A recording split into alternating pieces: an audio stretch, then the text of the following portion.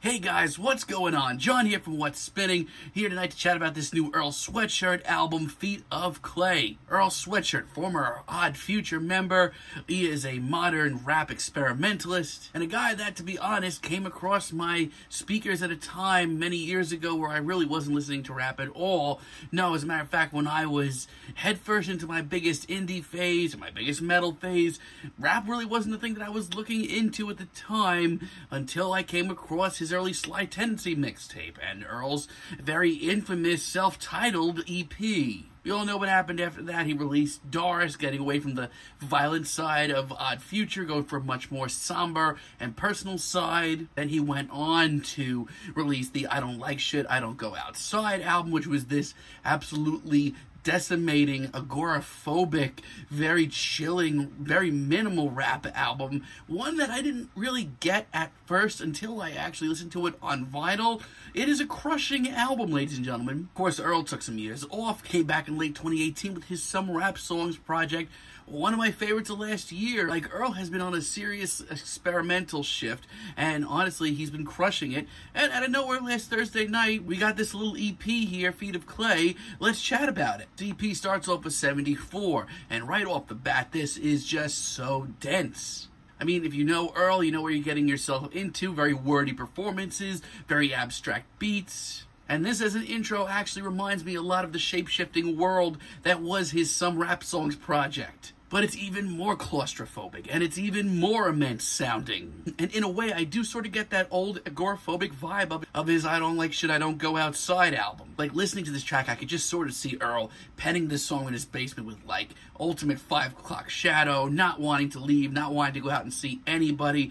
It's a pretty chilling, intense intro. Like, Earl is the ultimate outsider right now in rap in a lot of ways. Then we have MTOMB, and honestly, this track is freaking cool, and the production here from The Alchemist is absolutely awesome. I love the smoky vibe here, and the soul samples, that's really great. And in a weird way, Earl sounds surprisingly very focused on this track, like more focused than usual. This is the sort of warped, alternate reality rap tune that Earl just sounds so great on. Like, I genuinely get chills listening to this track. OD, on the other hand, is pretty freaking wild. It has that same very psychedelic, in-your-face, Some Rap Songs vibe. But in a weird twist, this one's actually pretty current and much less about Earl, which is saying something with his music. And honestly, it's a direction that I can actually really get with. But like a lot of Earl's material, you do have to sit with this. You may have to pause it. I would recommend checking out a lyric sheet or two, but it's worth it. And I love just how by the end of this track it just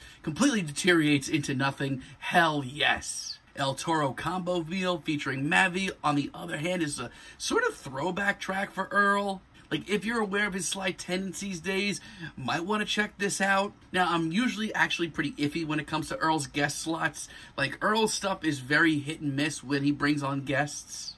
But honestly, Mavi here sounds like he's on the same wavelengths as Earl. Like, if Earl's writing this in his basement, all cooped up, it kind of just sounds like he's hanging out with him. He sounds just as wound up and emotionally dry, too.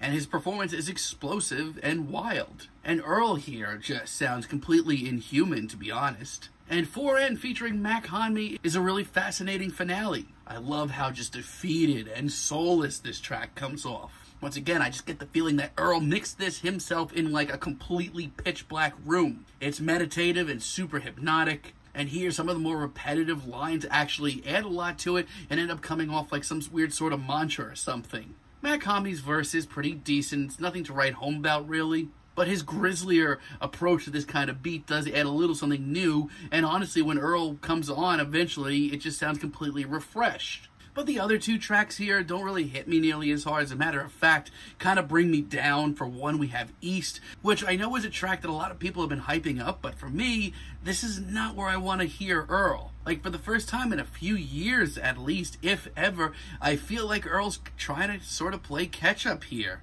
Like, his performance is solid. The effects on his voice, it does get through the message. But the beat here, like, I'm sorry, but who did this? This kind of sounds like something me and my college friends would have whipped up when we were super into Mad Villainy back in the day. His performance here is great, but it's not the total package I expect from Earl. And I'm not really feeling tisk tisk cookies either. Like, sure, the beat is cool. It still does show off that grisly underbelly of rap that Earl is so great at. But I'm a little underwhelmed outside of this. Like, this isn't bad. This is just painfully average. There isn't anything here that's not reworked or rehashed or reworded from one of his last 3 projects. And that's not something that I usually say with Earl.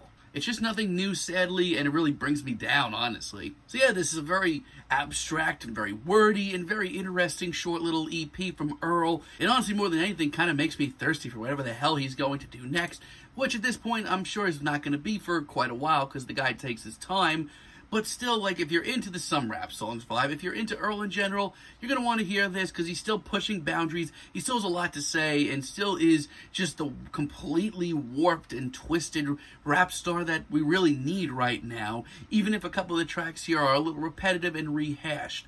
I'm feeling like a decent 7 on this EP, but let me know what you guys think down below. If you liked the video, be sure to give us a like, give us a subscribe, and let me know down below what you would like for me to chat about in the future. And until next time, have a great day, guys.